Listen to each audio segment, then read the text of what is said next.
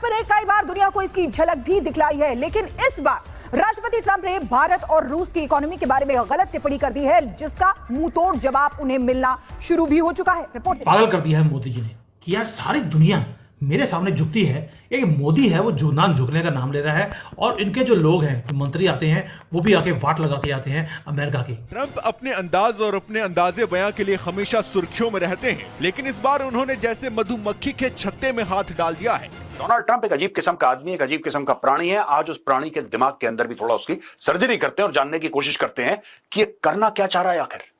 After all why Modi is a great friend, India is a great friend, फिर ये हरकतें क्यों? अमेरिका जो था वो रशिया के ब्लॉक से थोड़ा निकल के, जिस तरह ब्रिक्स पहले दिनों में वो लोग कह रहे थे, उसका जो हवा बना हुआ था कि वो ये करेगा, वो बिल्कुल डॉलर को रिप्लेस कर लेगा। लेकिन जिस तरह इंडिया ने सब कुछ छोड़ के ना अमेरिका के पास चला गया, अमेरिकन साइड पे धीरे धीरे जा रहा था।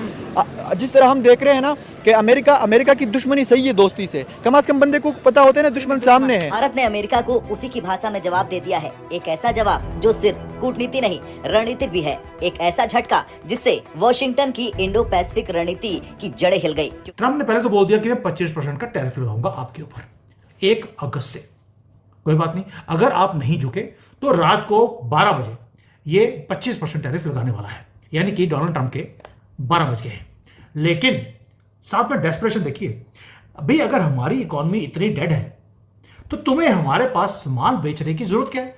तुम भीख क्यों मांग रहे हो बार बार कि यार मुझे भारत की मार्केट खोलो, मुझे माल बेचना है? भाई इंडिया जैसा कोई नहीं है, इंडिया इज गोल्डन स्पैरो, और सब कॉन्टिनेंट को भी यही कहा जाता था। तो आज भी आप देख लें कि गोरे जितने भी हैं वो सारे के सारे आकर इन्वेस्ट इंडिया में करते हैं, बिकॉज दे नो कि जहाँ का जो सोइल है वो सोना उगलता है। तो हम यहाँ पर अपना एक अच्छा खासा जो इम्पैक्ट है वो डेवलप कर सकते हैं। अभी भी उसे golden sparrow of the world कहा जाता है। एग्जैक्टली, क्यों ना कहा जाए। मेहनती लोग हैं, स्ट्रगल करते हैं, कमाते हैं, इन्वेस्ट करते हैं, काफी इंटेलिजेंट हैं, इंटेलेक्चुअल लोग वहाँ पर पाए जाते हैं। तो अमेरिका और इंडिया का प्राइम मिनिस्टर आता है, आपस में होता है, तो नुकसान सबसे ज्यादा पाकिस्तान को होता है। पाकिस्तान ने वो कश्मीर का इशू लेके अपना भी सत्यानाश किया और कुछ अचीव भी नहीं किया।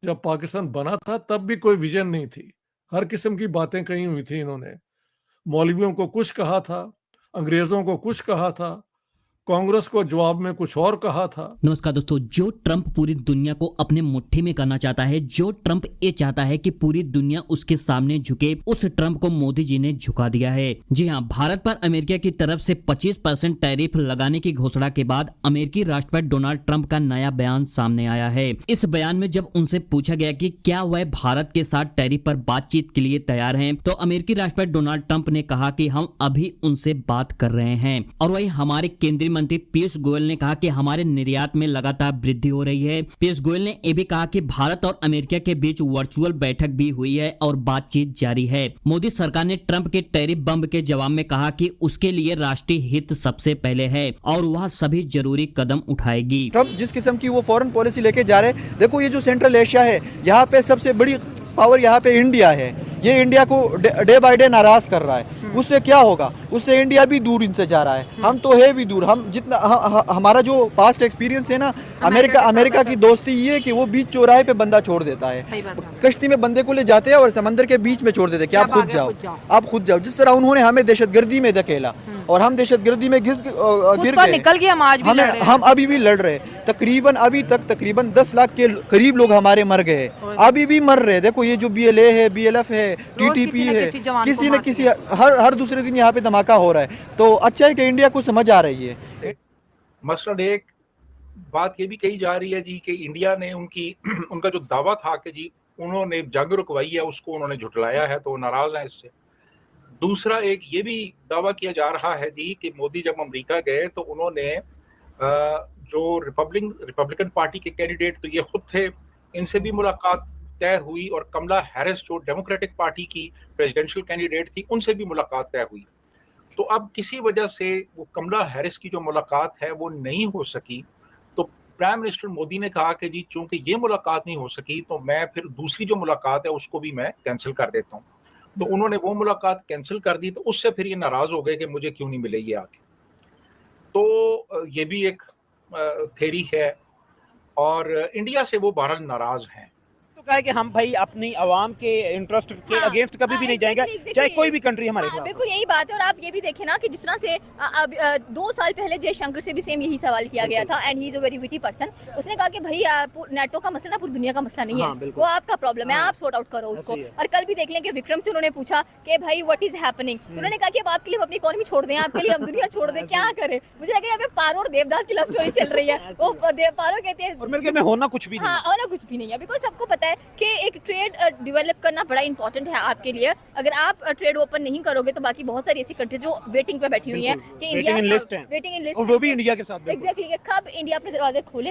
अभी चाइना को देखें, टूरिस्ट वीजा लगा दिया इंडिया ने उसका, and it's a big thing for the China और इंडिया के ताल्लुकात भी अच्छे होते हुए दिखाई दे रहे हैं। सो मुझे यहाँ पर ये लग रहा है कि इंडिया टोटली टेंशन फ्री है, फियरलेस है, नो डाउट। आपको नहीं लगता कि सबसे बड़ा धोखा अमेरिका ने यूरोपियन यूनियन के साथ किया है? डेफिनेटली अपना ईरान की तो लड़ाई अब हुई है ना, अब इजराइल के साथ, लेकिन उससे पहले कितनी अरसा ये जो आपका यूक्रेन और रशिया की वार रही है, इसकी वजह से यूरोपियन यूनियन को कितना ज़्यादा नुकसान हुआ है। वो उस नुकसान का मेनली जिम्मेदार भी जो है ना ये ट्रंप है, और अभी भी कंटिन्यूस वे में ये यूरोपियन यूनियन को भी धोखा दे रहा है। इसने आगे रशिया को भी इसने, यानी कि ये धोखेबाजी वाली बात कर रहा है। और मज़े की बात ये है कि ये धमकी देता है और फिर उसके बाद रिवर्स हो जाता है कि ये बात मैंने की नहीं या इस ज़िम्मे में नहीं की। तो ये हर वार में ना इसने यही काम किया। रशिया और इंडिया मिलके यूएस के खिलाफ खड़े हो जाते हैं इन 12 दिनों के बाद, तो तब आप किस तरह का प्रेशर, क्योंकि इंडिया भी तो दुनिया की बड़ी इकोनॉमीज में से एक है।